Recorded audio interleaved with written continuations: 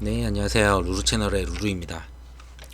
오늘 종목 말씀드릴 거는 SK 바이오팜을 좀 말씀드리려고 해요. 상장한 지 대략 보면은 작년 7월에 상장했네요. 거의 1년이 조금 이제 안 됐는데 거의 1년 다 돼가죠. 지금 이제 살살 이제 좀 느낌이 다시 한번 올라갈 방향을 좀 잡고 있는 것 같아서 말씀을 드리려고 하고요. 우선 어떤 회사인지 먼저 말씀드리면은 보시면은 지금 연구 개발을 하는 회사고요. SK 바이오 좀 헷갈리시는 분들이 있을 거예요. SK 바이오팜이 있고 SK 바이오 사이언스가 있어요. 그리고 팜테코라는 곳이 있습니다. 이거는 아직 비상장인데 조만간 상장을 할 것 같아요. 조만간 뭐 한 1, 2년 안 상장하지 싶어요. 팜테코가 있고요. 그리고 라이프 사이언스라고 있습니다. 라이프 사이언스. 지금 바이오팜 같은 경우에는 연구 개발을 해서 신약을 만드는 곳이에요. 비슷하게 말하면은 팜테코는 CMO, 그 셀트리온이나 삼성 바이오로직스 이쪽이랑 같은 회사라고 보시면 되고, 그리고 라이프 사이언스가 이제 판매를 하는 이런 쪽이거든요. 미국 시장에서. 자, 이쪽은 뭘 하냐? 그러면 셀트리온 헬스케어라고 보시면 됩니다. 셀트리온이 약을 만들어서 헬스케어한테 이제 매출을 시키죠. 그 다음에 헬스케어가 다시 이제 판매를 하는 그런 형태다 보니까 중간 업체라고 보시면 될 것 같아요. 뭐 유통하는 곳, 유통 판매 뭐 이런 쪽이라고 보시면 돼요. 그리고 바이오 사이언스는 이쪽은 약간 백신에 치우친 그런 곳이라고 보시면 될 것 같아요. 지금 백신 회사로 보시면 될 것 같고, 자 그러면은 뭐 이쪽도 이제 신약을 개발을 하지만 대부분의 신약 파이프라인을 보게 되시면은 백신 쪽입니다. 근데 자 이쪽은 좀 다른 신약들, 좀 이쪽 바이오팜 같은 경우에는 좀 뇌질환 쪽에 좀 치중돼 있는데요. 자, 세노바메이트라고 있어요. 이거는 이제 뇌전증. 이거를 미국 FDA에서 삼상을 갖다 통과를 하게 되면서 허가를 받으면서 이제 상장을 시작을 했죠. 자, 그리고 지금 준비하는 게 뭐 뇌전증 같은 약이에요. 같은 약물인데 뭐 1차성 전신경 강직 간대 발작이라고 합니다. 저도 이거는 자세히 모르는데 이 부분을 지금 임상 3상을 하고 있어요. 자, 이게 이제 통과가 된다면은 적응증이 이제 늘어나게 되죠. 적응증이 이제 커진다는 거는 그만큼 판매할 수 있는 환자 수, 그 캐파 자체가 더 커진다고 보시면 됩니다. 자, 이 부분은 많이들 들어보셨을 거예요. 상장을 함과 동시에 뇌전증, 세노바메이트, 이게 당연히 주력 약이기 때문에 이 회사를 끌고 가는 그 캐시카우죠.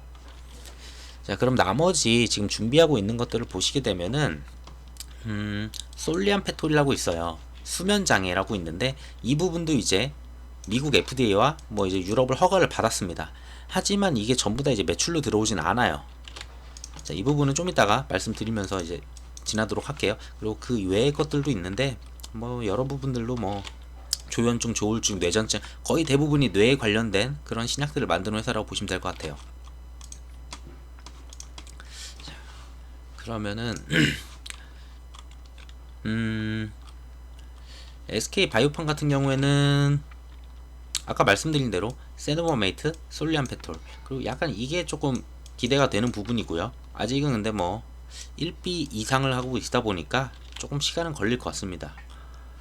우선 말씀드리고 싶었던 거는 기사에서 추출을 하기 위해서 기사 위주로 좀 말씀을 드리는데, 자, WHO에서 뇌전증 시장을 봐야 되겠죠.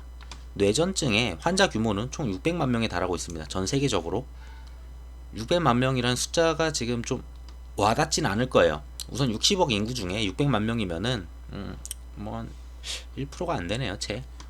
그런 부분인데, 자, 세노바메이트는 이번 허가 전부터 유럽 시장의 새로운 치료의 옵션이 될 것이라고 뭐 기대를 받았다고 합니다. 이건 필요가 없고 제가 말씀드리려는 건 600만 명, 이 시장을 규모를 말씀드리고 싶었고요. 자, 그리고 어디 갔을까?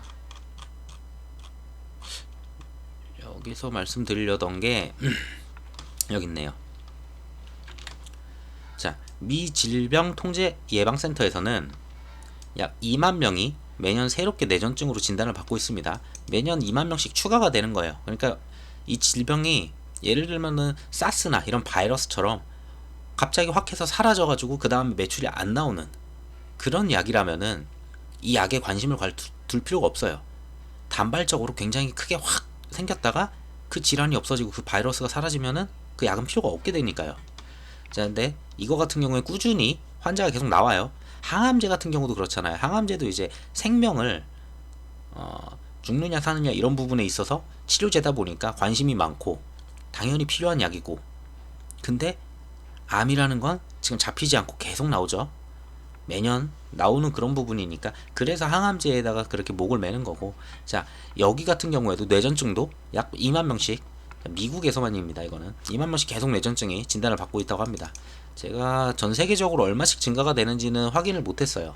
이거는 좀 더 찾아봐야 될 것 같은데 관심이 있으신 분들은 찾아보시면 될 것 같고.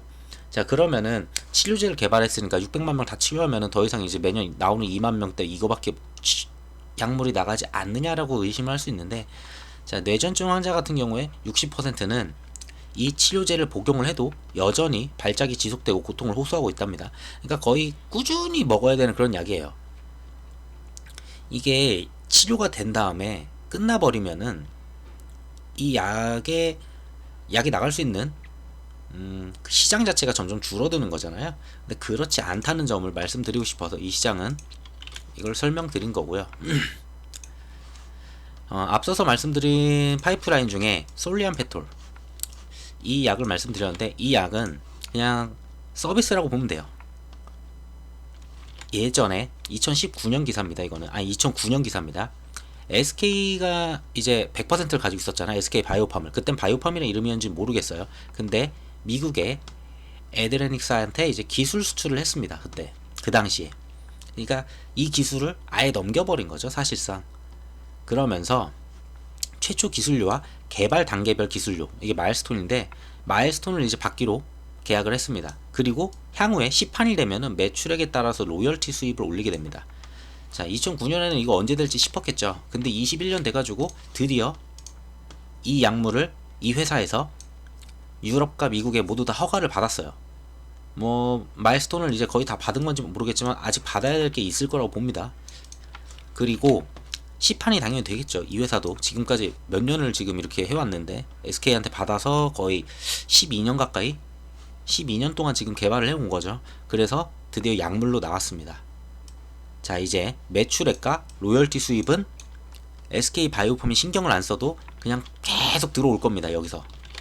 자, 이거는 그래서 서비스적인 부분으로 추가적인 매출이 계속 나올 거라고 지금 보고 있고요. 그 매출액에 관련된 거는 또 뒤에서 말씀드릴게요. 자, 이번에 뉴스가 좀 강하게 좀 나왔어요. 앞전에 미국 시장에 진출한 거는 저희는 다 알고 있었죠. 그리고 유럽도 당연히 간다는 것도 알고는 있었어요. 자, 근데 우선은 독일 첫 발매를 시작을 했고요. 독일에는 뇌전증 환자가 40만 명이 있습니다. 그래서 뇌전증 치료 수요가 높을 것이라고 합니다. 그리고 독일 같은 경우에는 유럽에서 최대 규모의 제약 시장을 자랑하는 국가로서 여기부터 이제 스타트를 끄는 거죠. 자, 그러면은 유럽에 그렇게 많은 나라가 있는데 몇 개국에 이제 들어가느냐, 이 부분을 봐야 되겠죠. 유럽에서는 세노바메이트의 그 이름이 있어요. 약물 이름인데 그건 세노바메이트는 그 물질, 약물 같은 건데 자, 유럽에서는 온트질이라고 이제 이름을 만들어서 판매를 하게 되고요. 자, 그 판매하는 회사와 함께 판매에 따른 로열티를 똑같이 받습니다. 그리고 매출 실적에 따라서 뭐 매출이 뭐 예를 들어 뭐 100억 그러면은 마일스톤 얼마, 뭐 1000억 하면 마일스톤 얼마, 이런 식으로 추가적으로 돈을 또 지급을 합니다. 그래서 마일스톤이 아직 쭉 남아 있다고 보시면 되고요. 최근에 이게 3월달인가 2월달에 이 그 유럽 파트너사로부터 마일스톤을 1229억을 받았습니다. 자, 받게 되었고 이 부분을 받았고 지금부터는 이제 시장에 진출하는 걸로 이제 마일스톤을 받은 것 같아요. 허가를 받고 유럽 시장 진출한다. 총 유럽 시장에 진출하는 거는 41개국 진출을 합니다. 앞전에는 32개국이었던 걸로 아는데 이번에 유럽의 파트너사가 이번에 바뀌었습니다. 기존에는 어디냐, 여기 아벨이라는 스위스 제약사였는데 기존의 제약사를 이 아벨을 인수를 했죠. 어느 회사가 인수했더라, 이름이 좀 특이한데 여기 있네요. 이탈리아 대표 제약사인 안젤리니 파마가 아벨을 인수를 했습니다. 그래서 원래는 아벨이랑 계약을 했었는데 안젤리니 파마랑 이제 다시 재계약을 하게 되는 그런 거고, 자 이쪽이랑 이제 계약을 하면서 앞전에서는 그렇게 못해왔던 거를 막 해오는 그런 그림이 좀 보여요. 그러면서 유럽 시장 내에서 마케팅력이 강화됐다는 평가를 받고 있죠. 그래서 향후에 좀 더 크게 잘 갈 거다라고 보고 있고요. 자, 미국 시장 같은 경우에는 이름이 이쪽은 또 달라요. 유럽이 이제 온투질인데 미국 시장은 엑스코플이라고 이제 이름을 지어서 세노바메이트를 나가고 있습니다. 이쪽에 지금 판매하는 업체는 SK 라이프 사이언스, 그러니까 직접 판매를 지금 하고 있고요. 유럽 시장은 간접 판매, 다른 회사와 파트너를 만들어서 너희가 알아서 팔아라. 그리고 파는 거에 일부 로열티를 주고, 그리고 얼마 이상 팔 때마다 보너스식으로 마일스톤으로 계약된 것대로 지급을 해라. 이런 식으로 이제 유럽 시장은 진출을 하고 있어요. 그래서 미국 같은 경우에 올 1분기에 세노바메이트 처방 건수는 전 분기 대비 33%를 증가했어요. 굉장히 빠른 속도로 증가를 했고, 사실 코로나기 때문에 비대면으로 지금 영업을 했다고 저는 봤어요. 근데 비대면으로 영업을 해왔고 굉장히 신약이기 때문에 시장 침투가 좀 늦지 않을까라고 생각을 했는데 시장 침투 속도가 굉장히 빠릅니다. 증권사들 리포트를 몇 개를 보시더라도 예상되는 건 한 지금부터 1년 뒤? 그쯤 뒤부터나 이렇게 좀 따라오고 시장에 좀 이렇게 뺏어올 거다. 기존에 있던 시장을 뺏어올 거다라고 봤는데 좀 생각보다 빠르게 올라가고 있다고 좀 보여집니다. 그래서 뭐 코로나19 접종이 원활하게 완료가 되면은 영업 환경이 개선되고 대면 영업이 가능해져서 매출 성장에 뭐 속도가 붙을 것이다 라고 전망을 하고 있어요. 뭐 미국도 성장을 할 것이고 당연히 미국은 더 성장을 할 거예요. 근데 유럽 같은 경우에는 지금까지 특별하게 매출된 게 없었죠. 자, 유럽 시장이 이제 허가를 받았고 이제부터 하반기부터 매출이 나올 겁니다. 그 매출에 따른 로열티 계속 지급이 될 거고요.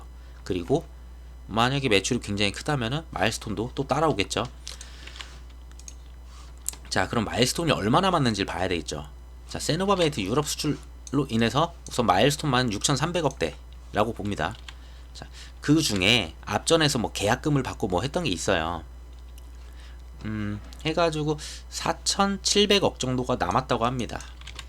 더 받아야 될 게. 자, 근데 이게 1월 기사잖아요. 제가 알기로 이게 아까 전에 1200억인가 이걸 받았기 때문에 이걸 빼야 될 거예요. 그러면 한 3000억 정도 유럽 시장에서 나올 마일스톤이 있고 플러스 로열티가 있다는 거고요. 자, 그리고 미국 시장은 직접 판매니까 직접 판매하기 때문에 뭐 계속 벌어들이는 대로 시장을 갖다가 올리는 대로 계속 벌어오겠죠. 자, 유럽과 미국 시장은 세노바메이트가 이런 식으로 나간다 보시면 될 것 같고요. 자, 그럼 시장 계획이 좀 다 달라요. 자, 지금 말씀드렸던 세노바메이트예요. 미국 같은 경우에 제가 직접 판매한다고 말씀을 드렸죠. 직접 판매고 유럽 같은 경우에는 이제 기술 수출 통해 가지고 시장에 이제 파트너사를 두고서 여기서 알아서 팔게 하는 겁니다. 그리고 마일드스톤이랑 그리고 로열티 얼마 판매 그걸 받아오겠죠. 자, 아시아 같은 경우에는 한국, 일본, 중국 뭐 직접 판매를 한다고 합니다. 이거는 근데 이제 2020년도 6월에 상장 당시에 이제 그 투자 설명서에 써 있는 그런 내용이다 보니까 바뀔 수는 있어요. 근데 큰 틀에서는 바뀌지 않을 거라 보고 있습니다. 그리고 아까 말씀드렸던 그 세 번째 있었던 뭐였죠? 이게 그거였어요. 이게 네. 카리스바메이트. 뭐 가스도 중국이라는데 지금 임상을 이런 식으로 진행하는 부분인데 얘네 같은 경우에 지금 왔다 갔다 하니까 힘드네. 카리스마메이트 같은 경우에는 미국과 유럽을 전부 다 직접 판매를 한다고 합니다. 아무래도 지금 회사 자체에 돈이 필요하잖아요. 이것저것 계속 개발하고 임상을 하려면 돈이 필요하다 보니까 우선 급한 대로 유럽을 갖다 땡겨 먹기 위해서 마일스톤으로 바꾼 거고 아쉬운 미국이랑 아시아 쪽은 직접 판매를 하겠다라고 한 것 같아요. 그래서 이 돈으로 이 임상을 끝내겠다. 이런 거 아닐까 저는 그렇게 생각합니다. 왜냐면은 좀 거금이 필요해요. 임상을 진행함에 따라서 직접 임상을 3상까지 다 끌고 가려면은 그게 어렵기 때문에 국내에 있는 웬만한 바이오 업체들이 1상이나 2상에서 보통 기술 수출을 하고 넘겨버리죠. 자, 근데 이거를 직접 판매를 한다는 거는 직접 3상까지 다 하겠다는 뜻이죠. 3상까지 다 해서 이거를 약을 만들겠다는 거예요. 자, 그럼 그 돈이 어디서 나느냐? 자, 여기서 끌어올 거라고 좀 봅니다. 이거는 그냥 회사 운영하는데 계속 가져가겠죠. 이런 매출들은.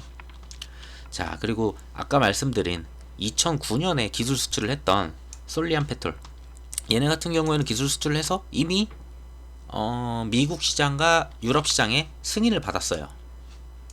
자, 어디 갔냐? 솔리안페톨 그 수면장애인데, 이거는 뭐 이제 생사를 왔다 갔다 하진 않죠. 그런 약은 아니지만 그래도 잘 나갈 거라고 보여져요. 그냥 우선은 신약이기 때문에 우선 시장에 풀리면은 기본적으로 매출 0에서 0이라는 숫자에서 매출이 나올 수밖에 없는 구조이기 때문에 그거는 당연히 시장성이 있죠. 자, 근데 여기에 들어가는 모든 비용들 내지 않아요. 예전에 기술 수출했기 때문에 그냥 얘가 잘 되면은 마일스톤 또 나올 거고 로열티 그냥 들어옵니다. 그래서 이거는 그냥 기다리다 보면은 알아서 이 회사가, 이거 가져가는 회사가 잘 팔아가지고 뭐 알아서 돈을 주지 않을까, 그런 부분이고, 이게 돈 주는 시기가 뭐 나중에 엄청 오래 뒤에 준다 이런 게 아니잖아요. 보시면은 이미 출시를 했습니다. 출시를 해서 지금부터 이제 언제 나올지 모르겠어요. 하반기쯤에는 이제 돈이 들어오겠죠, 이것도. 자, 얘는 이제 임상 계속 해야 되는 거고, 얘는 계속 지금 돈 벌고 있고요. 자, 그러면은 아시아 쪽에는 지금 안 하느냐라고 볼 수가 있어요. 보자. 아시아 쪽은 이건가? 아까 이거는 말씀드린 거. 그 뇌전증 세노바메이트 기술 수출인데 계약 지역이 32개국에서 41개국으로 변경된 거, 이거 말씀드리려고 이건 꺼내놨었고, 또 이게 그걸 거예요. 일본의 이제 개발 및 상업화 권리를 이전. 원래는 한국, 일본, 중국을 사업 초기에는, 그 상장 초기에는 이게 뭐 직접이 아니고 이제 직접 가서 이제 판매를 한다고 제가 말씀드렸죠. 근데 여기 이번에 언제야? 10월달 보게 되면은 일본 개발 및 상업화 권리 이전인 거 보면은 이게 지금 세노바메이트를 일본도 그냥 파트너사를 끼고 이렇게 간다고 저는 보여져요. 자, 기술 수출 총 금액 같은 경우에는 5,700억 정도? 이 정도를 했고, 계약금으로는 이건 받았을 거예요. 계약금은 보통 먼저 땡겨 받으니까 5천억이니까 뭐 한 500억 정도 가져왔네요. 그러고 뭐 개발 허가, 일본에서 이제 허가를 받고 그 다음에 나중에 이제 매출이 얼마 나왔을 때 그런 거에 따라서 이제 추가적으로 5,200억 정도를 추가적으로 더 받겠죠, 나중에. 자, 이거는 일본에서 이제 허가를 받았을 때 이야기고. 자, 근데 하나 알아두셔야 될 게, 한국에서 허가를 받는 것도 있고 일본에서 허가를 받기도 하고 유럽도 허가를 받고 이러잖아요. 근데 가장 시작을 미국 FDA를 갖다가 받기가 굉장히 어려워요. 미국 FDA를 받으면은 사실상 유럽 시장 그냥 웬만해서 다 허가 나옵니다. 그리고 아시아 시장 뭐 호주 뭐 전부 다 허가가 나와요. 그냥 시간이 걸릴 뿐이지 그냥 넣으면은 웬만해서 앞에 있는, 이미 미국에서 판매가 되고 가장 까다로운 곳이거든요. 그래서 임상을 할 때 여기서 하는 게 좀 좋긴 한데 워낙 까다로워서 다른 데서 하는 케이스들이 간혹 있어요. 그래서 3상, 2, 3상을 갖다 보통 FDA에서 끝내버리면은 해외 전 세계 시장을 다 먹었다고 볼 수 있습니다. 그 약을 필요로만 한다면.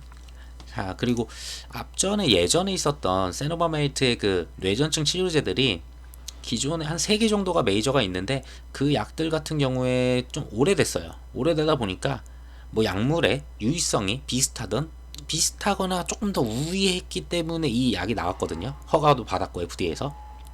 비슷하더라도 새로 나온 2020년도에 새로 나온 신약이기 때문에 굉장히 시장 침투력은 높다고 저는 판단을 합니다.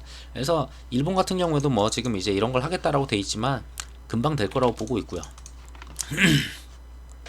그래서 세노바메이트는 이제 솔직히 이 회사를 이끌어주는 캐시카우라고 보시면 되고, 얘네는 인센티브 개념으로 천천히 이제 꾸준히 돈이 들어올 거라 보시면 되고, 그 다음에 세노바메이트 뒤를 이을 약물, 저는 이걸로 보고 있어요. 카리스마메이트, 뭐 소아 희귀 뇌전증이에요. 자, 근데 잘 보시면은 성인 뇌전증 약을 만들었죠, 사실상. 근데 소아 뇌전증 충분히 뭐 제가 뭐 임상을 하는 사람은 아니어서 보이지만 개인적으로 평가했을 때는 비슷한 질환이기 때문에 비슷한 약물의 그 메커니즘 이런 걸 가지고 있을 거예요. 그러니까 충분히 이 부분도 성공할 가능성이 높다라고 좀 보고 있습니다. 자, 그러면은 또 말씀드릴게요. 어디 말씀드리다 일로 왔지? 자, 기면증까지 말씀을 드렸고, 네, 그래서 유럽에서만 나오는 부분이 이거고, 그리고 뉴스에 잘 없는 것 같은데 아까 전에 말씀드린 일본도 이제 지금 유럽처럼 승인이 나고 허가가 떨어지면은 바로 이런 식으로 아까 말씀드린 5,700억이었죠 일본이. 이제 그것도 이제 분기별로 계속 꾸준히 들어오겠죠. 자, 그러고 네, 이게 3월 기사예요. 아까 전에 그러니까 4,700억짜리 남은 게 있었다고 이제 기사에서 1월 기사에서는 했는데 마일스톤이, 근데 1,200억을 받았잖아요. 그래서 제가 말씀드린 게 이제 한 3,000억 정도 남았고, 이게 이제 다 떨어질 때쯤이면 일본에서 들어올 5,700억이 또 이제 또 꾸준히 들어오겠죠. 그러니까 매출은 계속 꾸준히 느는데 매출액이 막 그렇게 드라마틱하게 올라가진 않아요. 근데 이런 마일스톤과 로열티가 계속 들어온다는 거죠. 분기별로. 어느 분기 들어온다고는 확정을 지을 수는 없어요. 우선 그런 부분이 있다는 거고 해서 흑자 전환을 했어요 이번에. 자, 1분기 때 1분기가 보통 이제 5월달에 이제 발표를 하죠. 희한하게 5월부터 이제 수급이 좀 좋아지는 모습이, 이거는 당연히 매출로 인식된 거는 인식이 돼서 마일스톤은 인식이 되었고, 그래서 흑자 전환이 됐다라는 부분이에요. 근데 이거를 보고서 외국인이나 기관이 사진 않았을 거라고 전 봐요. 좀 이건 어차피 나중 되면 받을 수 있는 거예요. 어차피 이걸 몰랐던 것도 아니고. 자, 근데 제가 봤을 때는 이건 것 같아요. 코로나19 영업 마케팅이 전부 다 제한적이에요. 근데 미국에서 말하는 세노바메이트의 이름이 이제 엑스코플이죠. 엑스코플이 매출이 뭐 이제 이 정도로 1분기 동안 이제 뭐 지난 분기 대비 50%가 증가했다고 합니다. 그만큼 영업을 갖다가 그렇게 열심히 하지도 않았음에도 불구하고 약을 알아서 찾는 그런 분위기거든요. 그러면 영업 환경을 더 만들어주고, 만약에 코로나가 좀 종식이 되는 그런 과정에서 영업을 좀 더 강하게 푸시를 한다면은 충분히 이 약이 시장 침투를 할 수 있다고 봅니다, 저도. 자, 그래서 특히 엑스코플의 총 처방 건수는 주요 뇌전증 경쟁 신약, 그러니까 다른 신약들 최초에 출시했을 때 초기보다 빠르게 증가를 하고 있다고 합니다. 그리고 미국 같은 경우에 코로나19 백신이 접종이 증가되면서, 지금 방금 말씀드린 내용이에요. 영업 마케팅 환경이 개선되고 있고, 그리고 4월부터는 비대면 마케팅 채널도 뭐 이제 확대하고 있다고 합니다. 4월이면은 뭐 얼마 전부터 이제 확대를 해서 진행을 하고 있겠죠. 2분기 실적도 아무래도 기대를 해볼 만할 것 같아요. 근데 1분기에 마일스톤 이거 1,200억짜리가 들어왔기 때문에 뭐 전분기 대비 낮아질 수는 있어요. 마일스톤이 없다면은. 있다면은 당연히 좀 좋겠죠. 근데 하반기 3분기 4분기에는 분명히 마일스톤이 뭐라도 다 낄 거예요. 어떤 거라도 3, 4분기 둘 다 낄지 3분기 4분기 중에 하나만 낄지, 근데 낀다고 봅니다. 왜냐면은 유럽에 이제 들어갔고, 이 정도 미국에서 이 정도로 빠르게 시장을 갖다가 잠식하고 있다면은 유럽도 분명히 시작과 동시에 잠식을 할 거예요. 그럼 잠식이 됨과 동시에 매출액에 따른 로열티도 있겠지만, 매출액에 따른 마일스톤 덩어리 금액 이런 거 1,200억짜리 이런 거 하나 분명히 3, 4분기에도 나올 거라고 봅니다. 그래서 지금 이쪽 같은 경우에는 다른 바이오들은 보시면은 나 이거 1상 할래 2상 할래 이렇게 얘기하고 그냥 기대감으로 이제 올라가는 그런 부분이라 보면은, 이거 같은 경우에는 이미 다 보여지는 숫자예요. 그리고 어디 시장이 어떻게 가겠다. 그렇기 때문에 좀 다른 바이오들 보시는 거랑은 좀 다르게 보셔도 될 거라고 봅니다. 이거는. 자, 그래서 뭐 그리고 뭐 올해 이제 뭐 중국 진출 성과 구체적으로 검토하고 있다. 중국 같은 경우에는 굉장히 좀 크죠. 그리고 기타 국가에 대한 판권 계약도 기대가 된다. 이게 일본인 것 같아요. 제가 봤을 때 이거 말하는 게. 그리고 지금 나머지 하고 있는 것 중에 뭐 항암 파이프라인 임상 개시, 뭐 이거는 시작하겠다. 근데 항암제를 한다고만 해도 이것도 기대감이 굉장히 커지거든요, 솔직히. 왜냐면은 FDA 승인을 못 받았던 그냥 어중이 떠중이 바이오가 나 항암할래 이러면은 별로 안 믿어요. 근데 FDA 승인도 받았고 세계 시장을 이렇게 여러 군데를 갖다가 기술 수출도 하고 이런 회사다 보면은 이 항암제 잘할진 몰라요. 그거는 아무도 모르죠, 임상은. 근데 보통 앞전에 있었던 얘네들의 그 성과를 보고서 이제 보다 보니까 좀 기대를 많이 하고, 그게 또 주가에 반영이 되지 않을까 나중에는. 그리고 외부 파이프라인 도입, 이거는 이런 마일드스톤을 통해서 돈을 거금을 받았잖아요. 몇 천억씩 계속 몇 천억씩 이렇게 받겠죠. 그러면 그 돈을 가만히 썩힐 수는 없어요. 임상을 한다고 해도 임상 비용이 막 갑자기 매달 몇 천억씩 들어가는 게 아니니까. 자, 이거는 다른 회사에 괜찮은 약물이 있으면은 우리가 기술 수출이 아니고 이제 수입을 해오겠다는 거죠. 새로 기술을 갖다가 받아와서 그거를 갖다가 중간부터 개발하겠다는 거. 예를 들어 2상까지 개발이 된 뭐 항암제 이런 걸 가져와서 우리가 여기서 3상까지 개발을 하게 해보겠다. 뭐 이런 거겠죠. 항암제인지 아닐지 몰라요. 추측이에요, 이건 전부 다. 자, 근데 이제 SK 바이오팜이 왜 그렇게 그러면은 주가가 그렇게 계속 빠지고 있고 지금까지 방향이 차트를 보시더라도 상장과 동시에 무슨 뭐 따상 몇 번 치더니 1년 내내 흘렀죠. 지금 1년 내내 반토막까지 왔어요. 사실상 만약에 이 꼭지로 얘기를 한다면은 27만원이었으니까 반에 마이너스 한 60% 나올 것 같아요.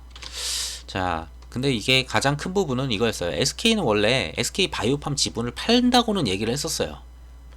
팔아서 이거를 SK 주주들한테 환원을 하겠다. 주주 환원 정책으로 가겠다. SK 기업 자체가 그렇게 가겠다고 얘기를 했어요.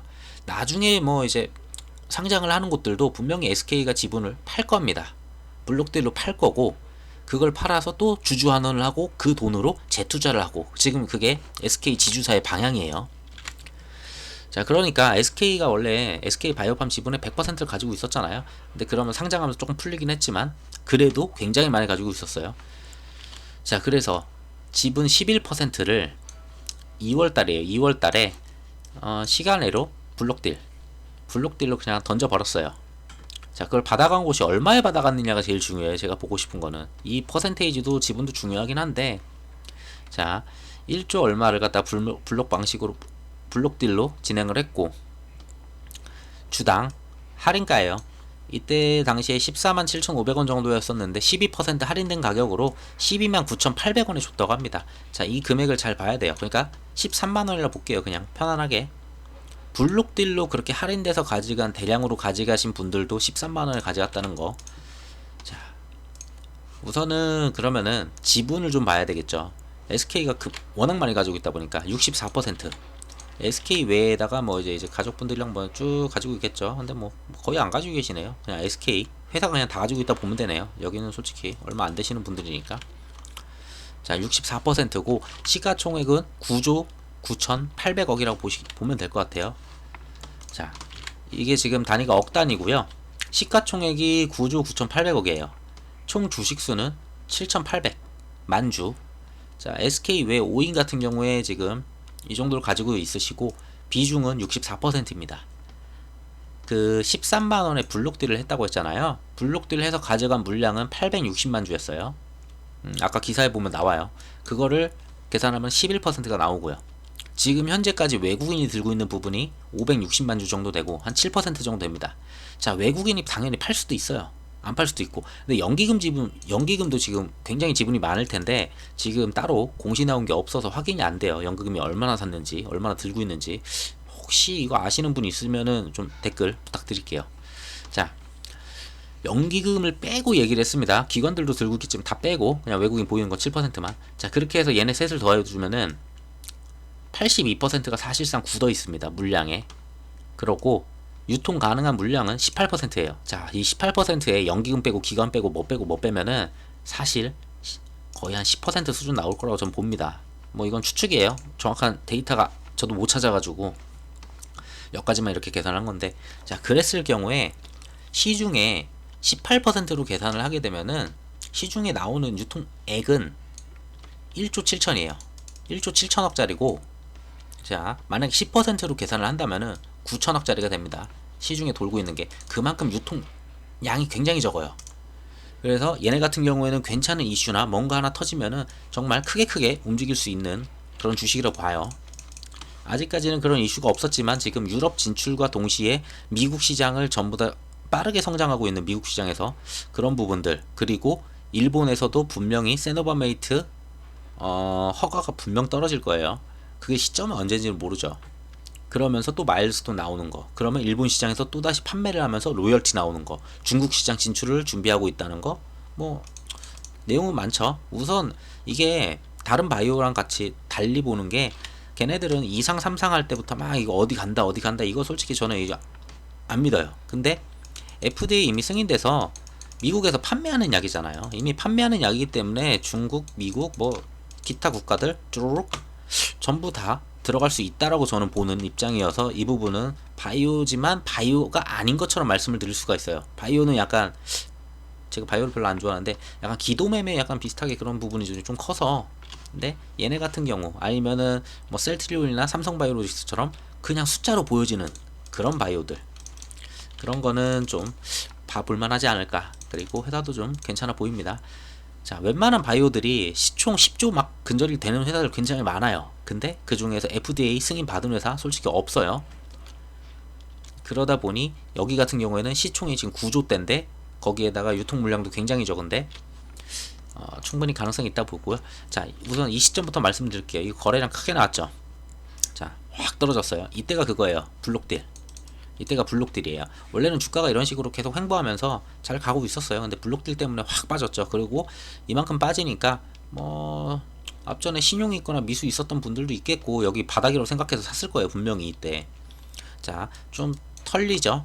그러면서 이제 어디까지 내려갈지 모르니까 뭐 이제 투매도 나오겠죠. 하면서 다시 한번 또 이제 바닥을 정상적으로 유지했던 그런 모습이에요.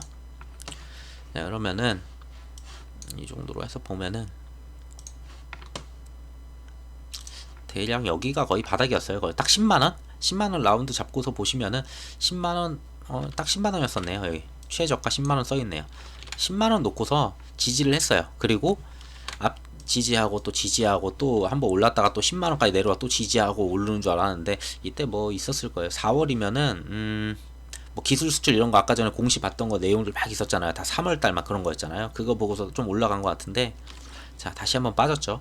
뭐 이제 코로나나 이런 것 때문에 아무래도 환경이 좀 어렵겠거니 생각을 했을 것 같아요. 자, 근데 이제 유럽 시장 이제 들어가는 게 보이고 지금 중요한 거는 자, 우선은 블록딜 가격이었던 13만원이 여기에요.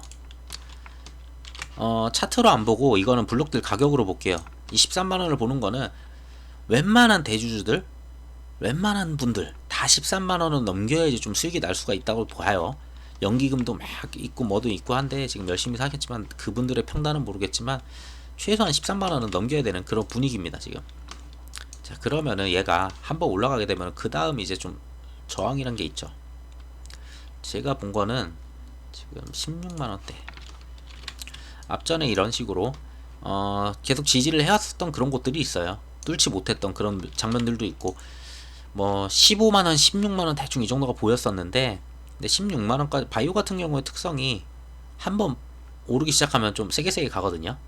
지금 그리고 상황이 바이오 장세가 예전에 한때 엄청 붐이 일어났었다가 좀 식었죠. 그 다음에 배터리 장세 오고 뭐 반도체 장세 오고 그랬는데 지금 바이오가 개별주들로 좀 바이오 장세 전체는 아닌데 개별주 위주로 하나씩 돌아가면서 슈팅을 다 쏘기 시작했어요.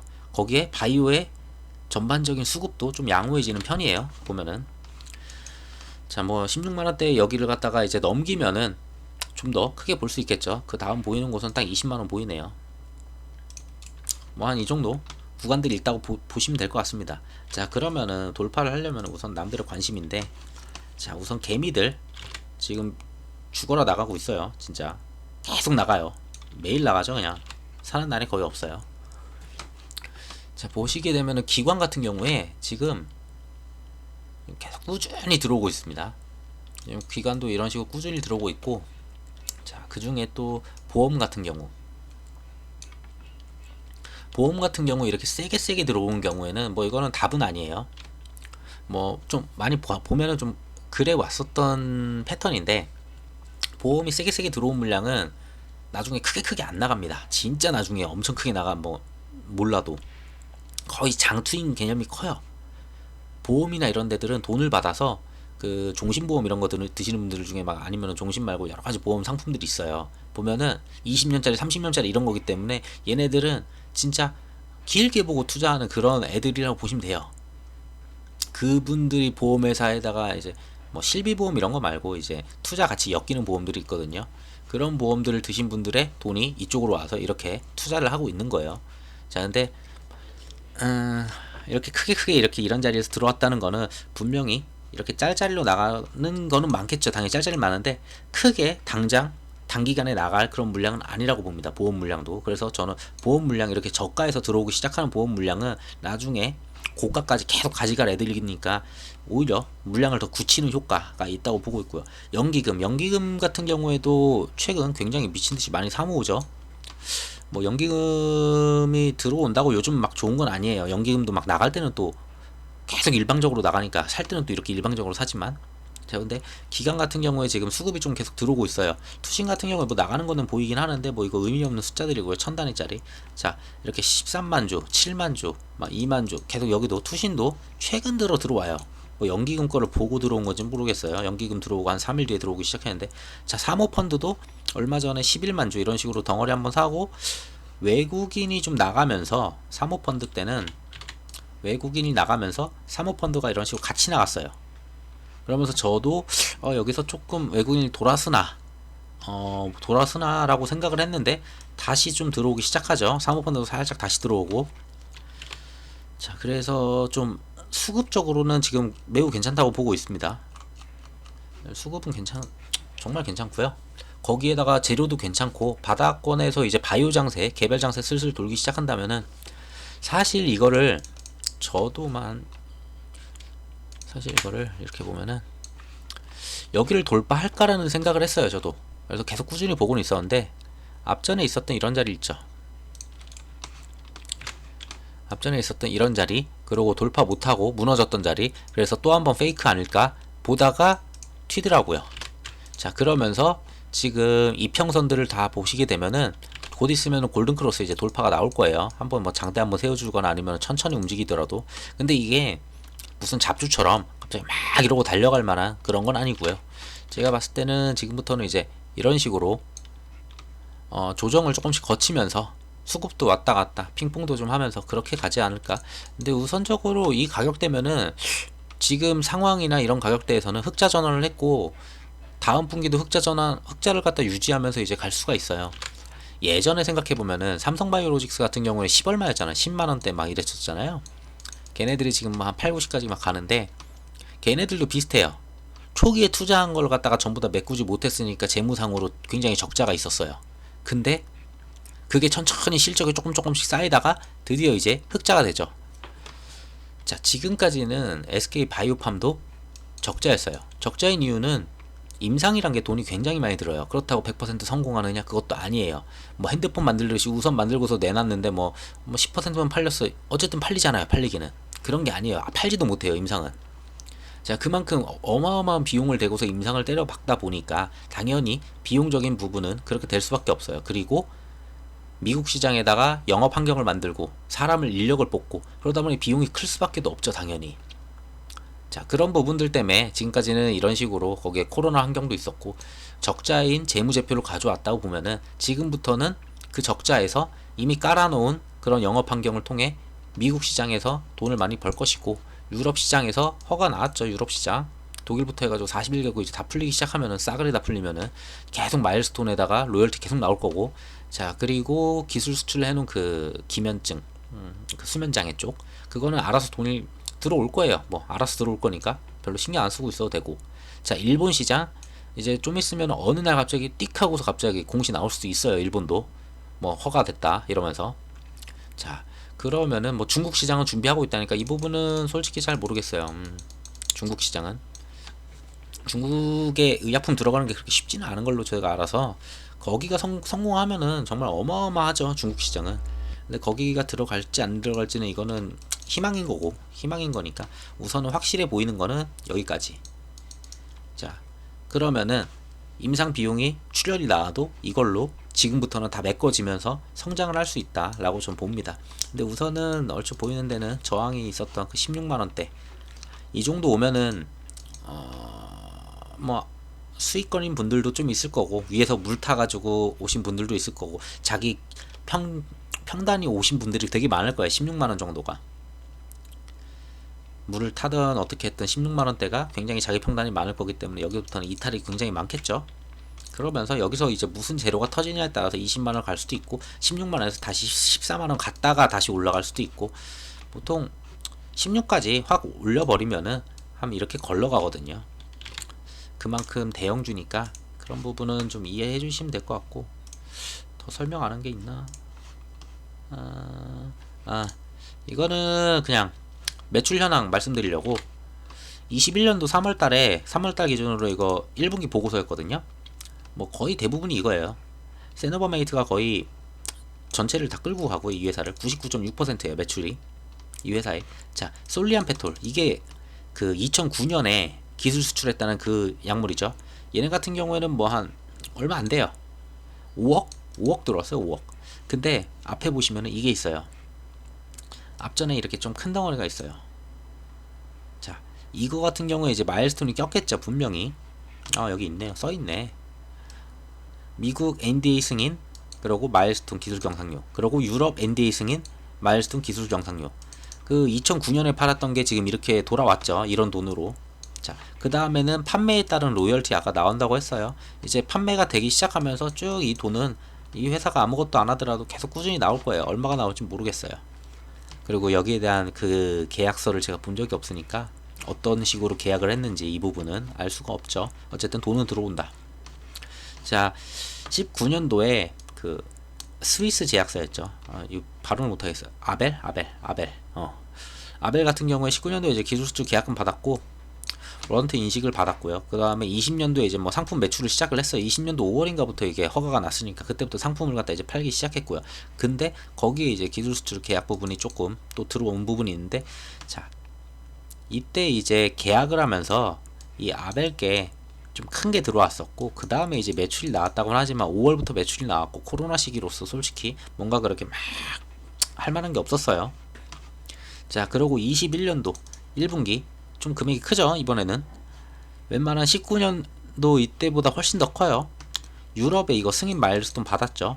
그러고서 뭐 기술 수출 부분 인식이에요. 지금 여기서 더 받아야 될 게 3,500억이 있다고 말씀드렸고, 일본 같은 경우 5,700억이 있다고 말씀드렸고, 뭐 중국이나 이런 거는 희망 고민이니까 말씀 안 드릴게요. 그냥 그런 거는 뭐 잘 되면은 그건 당연히 좋은 거니까 우선 눈에 확 보이는 것들만.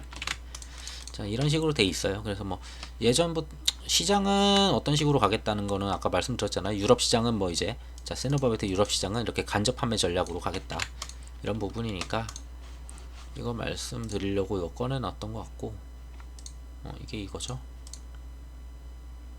같은 거고, 이거는 아까 말씀드린 그 일본 부분이고, 자 이것도 그거네요. 그리고 그 댓글로 제가 영상을 갖다가 따로 찍을까 하다가 뭐 그렇게 내용이 길지도 않아서 영상을 따로 안 찍으려고 댓글로 그 뭐 예전에 제가 올렸던 한국금융지주 그거 여쭤보셨던 분이 있어요. 좀 여쭤보시는 몇 분 계시더라고요. 근데 제가 저는 이거를 아직 들고 계신 게 좀 안타깝긴 한데, 자 상장 같은 경우에 상장 전에 우리가 상장을 하겠다라고 이야기가 돌아요. 그 다음에 정말로 회사에서 얘기를 해요. 회사에서 우리가 상장할래 라고 공식적으로 발언을 해요. 자 이때부터 올라요. 사실상 그 관련주들 지분 있는 애들 그 기업 가치에 따라서 상장을 했을 때 얼마겠다.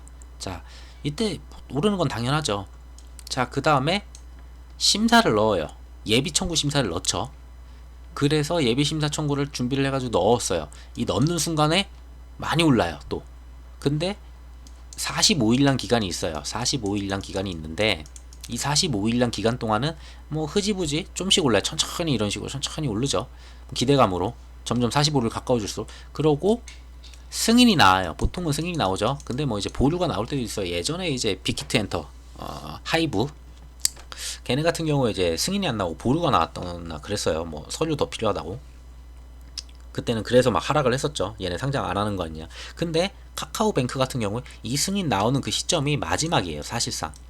근데 이 승인이 주말이나 아니면은 장 마감하고 나오게 되면은 이게 악재예요. 사실상. 재료 소멸로 보거든요. 그러면은 다음날 장을 시작할 때 개파락으로 시작을 해요. 솔직히 거기서 나 지금 여기서 사겠다는 사람 없어요. 생각을 해보시면은 승인이란 재료 다 까발려졌고 까발려졌는데 개파락으로 시작해. 뭘 보고서 거기서 사람들이 막 돈이 들어오겠어요. 그러니까 안 들어와요. 그래서 개파락으로 좀 봤었던 애가 기억나? 누구지?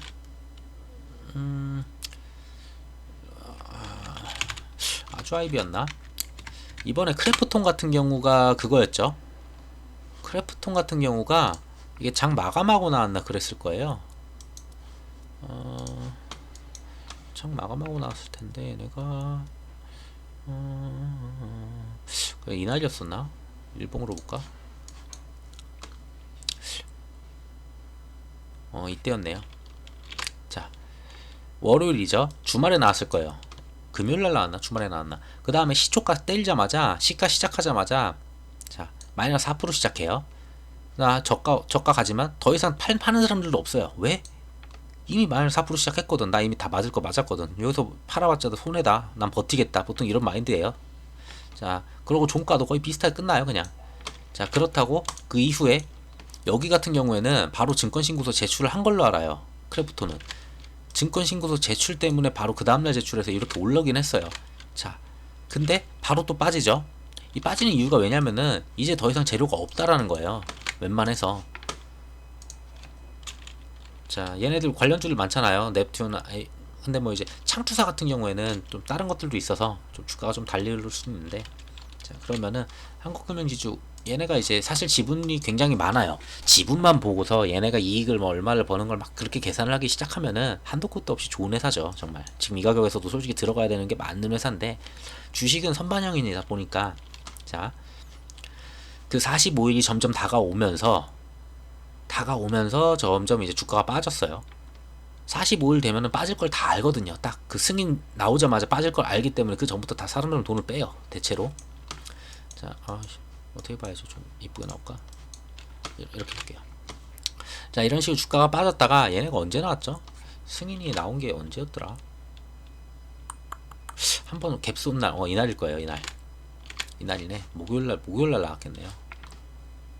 저 장중에 봤었는데, 자, 장중에 나오면은 슛이라도 쏴요, 한번. 그래가지고 한번 나올 수 있는 구간을 주거든요. 근데 이게 장 마감에 나올지 언제 나올지 모르니까 저는 개인적으로 그 전에 45일 전에 승인 나오기 전에 무조건 팔아야 된다고 생각하는 입장이에요. 자, 근데 장 중에 나왔어요. 중에 나오자마자 여기서 지금 9만원도 안 되던 가격에서 9만 5천원까지 튀었죠. 이게 몇 프로야? 대충 5%쭉 튀었어요. 그러고 쫙 죽죠. 자, 생각을 해보면은 지금 승인이 될 거는 다 알고 있었어요. 근데 주말에 승인이 만약에 주말이나 장 종료에 됐다면은 똑같이 개파락을 맞았겠죠? 자, 이 초반에 이렇게 시작한 것도 참 다행이에요. 그나마 여기 나올 수 있는 구간을 줬잖아요, 얘네는. 바로 시작하자마자 정확하게 개파락 하듯이 여기까지 내려와서 시작을 합니다. 자, 이게 몇 프로야? 이게 몇 프로냐면은 시작하고서 거의 종가 부분에서 시작하고서 한 5분 10분 뒤에 종가 부분이 그렇게 시작했죠. 얘도 똑같이 4% 개파락 맞은 거랑 거의 비슷해요. 사실상 그냥 마이너스 4% 시작해도 됐었던 애인데 얘는 희한하게 시초가가 그래도 좀 살려서 시작을 했네요. 자, 근데 우선 차트로 볼게요. 재료는 재료 먼저 말씀드릴게요. 재료 같은 경우에는 이제 남은 거는 솔직히 일정밖에 없어요. 마지막 일정. 크래프톤은 증권신고로 제출을 했는데도 저 모양이에요. 근데 차라리 얘는 증권신고서를 지금 당장 제출을 안하고 차라리 여기서 한 달 정도 만약에 끈 다음에 한 달 뒤에 만약에 증권신고를 제출을 한다면은 차라리 그게 저는 희망이 있다고 봐요. 언제 근데 할지 몰라요. 이거 6개월 안에 무조건 해야 되거든요. 안 그러면은 다시 예비심사 들어가야 되는 걸로 알기 때문에 6개월 안에는 할 거예요. 증권 서류 제출하는 거. 그렇게 되면 이제 그 다음 제출을 하게 되면 뭐가 나오냐면 일정이 나와요. 일정. 자, 공모가가 이렇게 있어요. 막 공모가가 만원, 2만원, 3만원 막 있어요. 그러면은 뭐 기관이 난 3만원 살래, 난 2만원 살래, 막 만원을 살래 하면서 공모가 밴드에다가 투자를 하는 그런 개념이에요. 그러면서 공모가가 뭐 3만원 땅땅땅 하고 나오죠. 그러면 이제 3만원 됐을 때 이 3만원에 대해서 이제 일반 청약자, 우리 같은 개미들 청약 얼마 하겠습니다, 얼마 하겠습니다 이렇게 넣기 시작해요. 자, 이제 그러면서 이제 나오는 게 이제 경쟁률이라는 게 나와요. 자, 1000대1 뭐 10,000대1 그러다가 뉴스가 이런 게 뜨겠죠.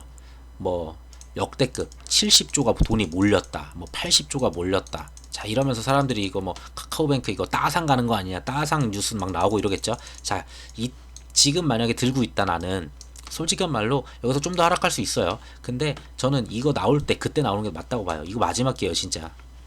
사실 이거 45일 전에 나오는 게 좀 맞다고 봤던 사람인데 이거 너무 오래된 영상이다 보니까 저는 그러니까 제가 딴 거 좀 하다가 최근 이제 영상 많이 찍잖아요. 자, 이쪽에 제가 보는 게 여기부터 저는 이제 좀 시작을 해서 이렇게 좀 종목을 늘려나갈 생각이거든요.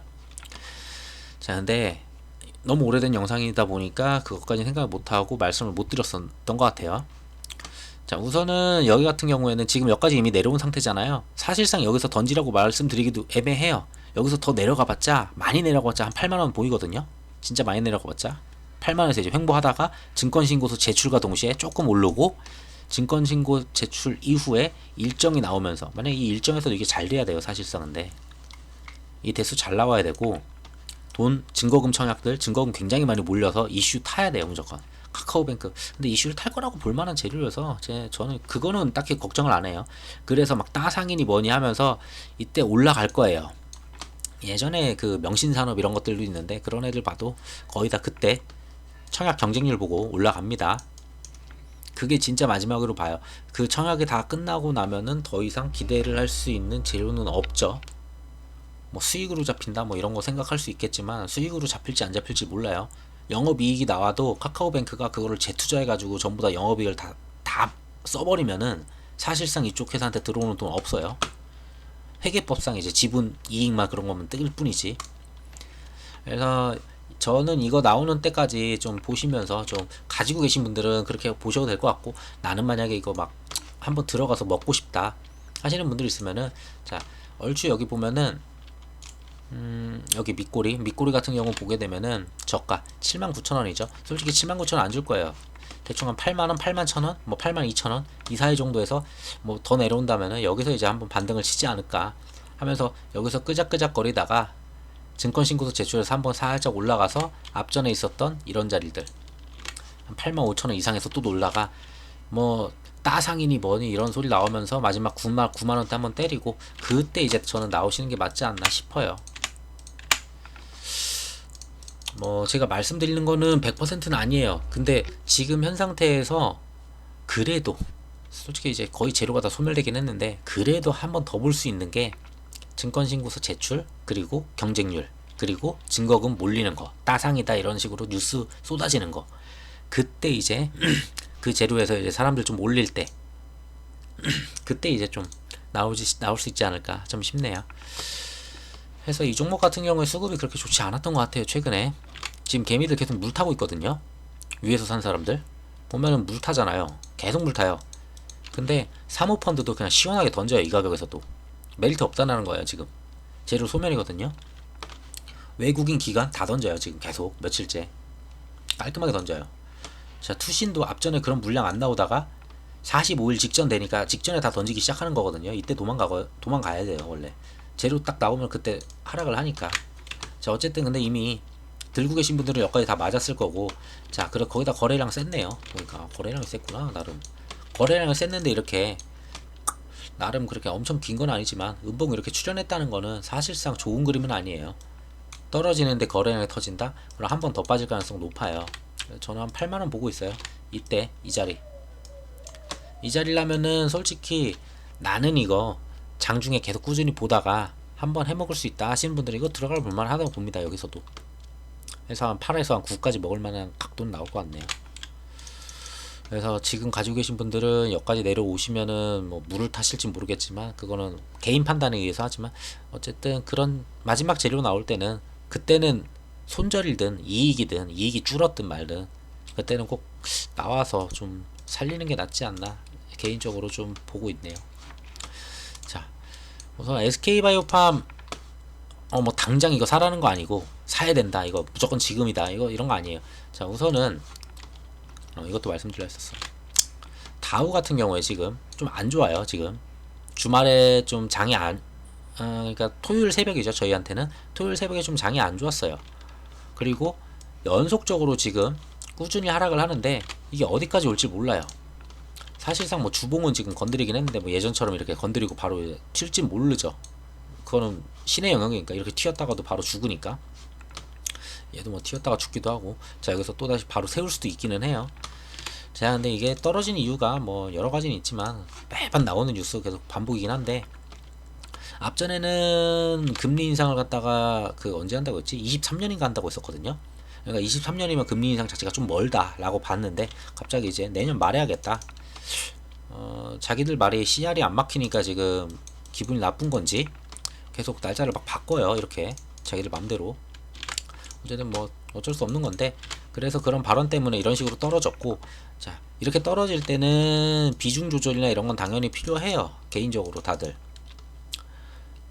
비중 조절도 하면서 만약에 비중 조절 해 오신 분들은 밑에서 가지고 싶었던 종목들 주워 담을 수 있겠죠. 좀씩 뭐 물 탈 수도 있고 비중을 키울 수도 있고 그럴 때. 자, 그래서 여기서 나름 지금 차트는 굉장히 좋은데 여기서 당연히 한 며칠 올랐잖아요. 여기 사실 네 번 올랐죠. 만약 저가로 본다면은 거의 12,000원부터 뭐 이 정도, 뭐 차트로 봤을 때 많이 올랐는데 이게 대형주다 보니까 자, 분명 꺾어갈 수도 있다는 점, 그런 점들도 생각하시면서 투자하시면 괜찮을 것 같습니다. 뭐 나름 거래량도 좀 터지고 있고 수급도 요즘 좋아지니까. 자, 오늘 영상은 여기까지 하도록 하겠습니다. 구독과 좋아요 부탁드리고요. 또 월요일부터 좀 장이 안 좋겠지만 좀 투자 잘 되셨으면 좋겠습니다. 감사합니다.